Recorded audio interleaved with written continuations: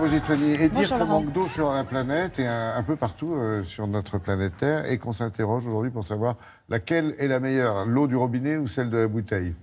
Et oui, et depuis cette fameuse étude que vous avez citée, qui est parue en juin dernier, c'est vrai qu'on s'alarme un petit peu sur le plastique, qui est un contenant de l'eau minérale ou l'eau de source. Et ce plastique, dont des millions de tonnes sont déversées chaque année dans la nature, fait qu'il y a une dégradation de ce plastique, que ce plastique va se transformer au fur et à mesure en microparticules de plastique, en nanoparticules de plastique, qu'on va retrouver, nous, dans le corps, parce que nous allons les respirer, nous allons les manger via les poissons, les crustacés, et nous allons en boire aussi de ces microparticules de plastique par l'eau, et notamment par l'eau en bouteille. Alors l'eau en bouteille, c'est l'eau minérale, par exemple, eh bien, elle attire, puisqu'elle ne passe pas par des canalisations, elle est naturelle, elle n'a pas le goût de chlore, on en vend 90 milliards de bouteilles par an, mais dans un livre qui sort dans quelques jours, un médecin fait un comparatif pour la santé, pas pour le goût, mais pour la santé. Quelle est la meilleure eau? Est-ce que c'est effectivement cette eau en bouteille, eau minérale ou eau de source, l'eau qu'on filtre dans des carafes filtrantes ou l'eau du robinet? Réponse avec ce reportage.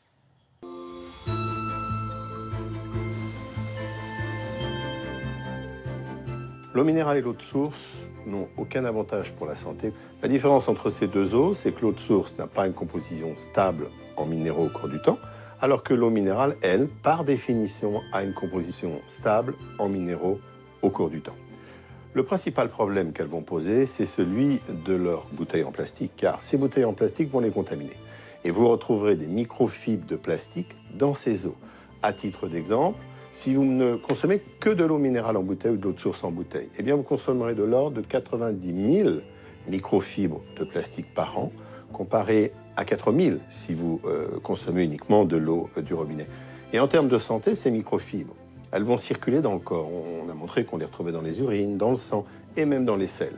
Et elles vont avoir un impact potentiel sur notre microbiote, nos bactéries intestinales, mais elles vont aussi se déposer dans les organes, où elles vont créer de l'inflammation.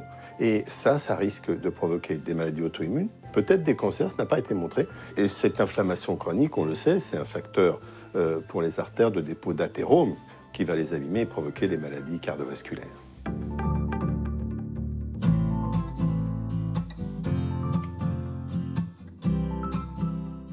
L'eau des carafes filtrantes ou l'eau que vous obtenez avec un petit fil que vous mettez au bout du robinet n'a aucun intérêt pour la santé. Pour le petit fil que vous mettez au niveau du robinet, tout ce que vous enlevez, c'est le chlore, donc le goût du chlore. Et pour la carafe filtrante, ce que vous enlevez, c'est le chlore et le calcium, mais qui est bon pour la santé. Il n'y a donc aucun intérêt à l'enlever.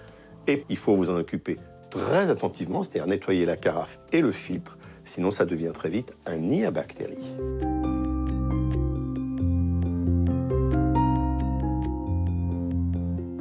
L'eau du robinet, très clairement, elle est tout à fait bonne pour la santé.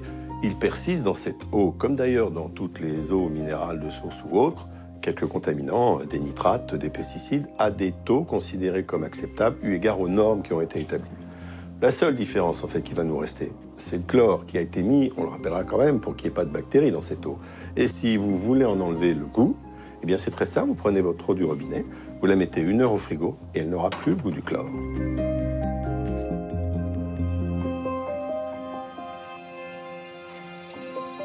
Bon, si on a bien compris, il faut que les bouteilles en plastique ne soient plus des bouteilles en plastique Oui. pour l'eau minérale.